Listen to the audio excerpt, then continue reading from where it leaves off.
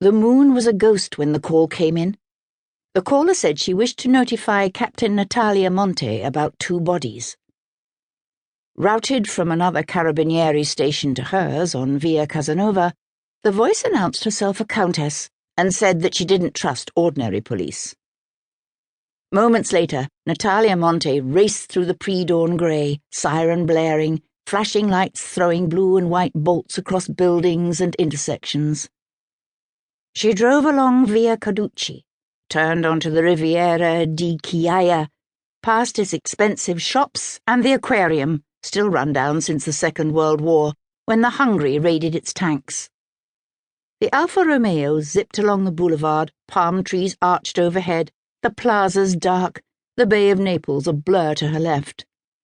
On Via Petrarca, she shot past a fountain she'd loved as a girl, with marble cherubs blowing trumpets. Finally, she slowed and searched for the turn.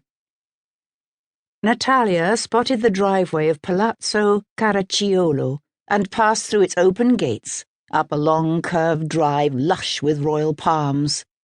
So different from the cramped alleys of old Naples where she lived and worked. 100 yards in, she pulled alongside a new police Ferrari parked in front of a grey stone mansion, its pristine facade incorporating sleek pediments discreetly illuminated. An ancient butler directed her to the garden. Natalia followed a stone path around the side of the building and flashed her identification at the Carabiniere guarding the scene. The lush garden was beautifully wild with grasses and flowers. Several cats dozed on the edge of a patio. Honeysuckle and jasmine perfumed the air. A yellow butterfly on an orange lily slowly opened and folded its wings. Natalia stepped onto the grass and walked toward the rose bushes that surrounded a life-sized horse cast in metal, the centerpiece of a dry fountain half filled with potted blooms, white roses. The sculpture was enormous. 2 male figures sat astride the unbridled steed. One man pitched forward, his arms draped along the animal's neck. The second man leaned into him from behind. Neither was clothed. Natalia stepped closer. Dark splotches marred the creamy petals of flowers encircling the fountain. Already there were flies. She circled the statue slowly, shining a light up at the 2, just barely making out dark punctures that riddled their chests. Young men, shotgun from the look of them. Blood dripped down their torsos and loins, along their legs and the flanks of the horses into the fountain's basin. Its iron scent mixed with the lush bouquet of the roses. Suddenly, she noticed the woman by the rhododendrons, motionless as the men. Silver hair framed her face and flowed past her slim shoulders. She wore a white silk kimono printed with orange and purple cranes. Cranes symbolized long life, Pino, Natalia's ex, had told her once in an intimate moment. The woman's eyes were a startling shade of lavender.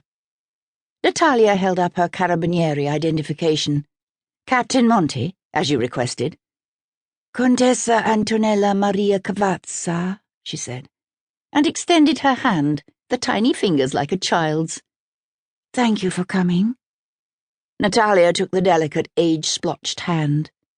You found them? Yes. I made the unhappy discovery. Do you know the victims? The second man in back, Vincente Lataruzzo. He's a senior curator at the Museo Archeologico. When did you find them? Just before 7. I'm an early riser. Unless it's raining, I take my coffee here in the garden. Did you see or hear anything during the night or early this morning? Here? No. My bedroom is in the wing over there. Antonella Cavazza pointed to the far end of the building. When I have trouble sleeping, which is often these days, I wander the house. But the windows are all double-glazed and sealed for the air conditioning, so no, I didn't hear a disturbance. How do you know the victim? I'm on the board of the museum. Once a year I host a dinner party. Senior staff uninvited. I first met him there, last Christmas, I believe, and he had occasion to address the board at times. Terribly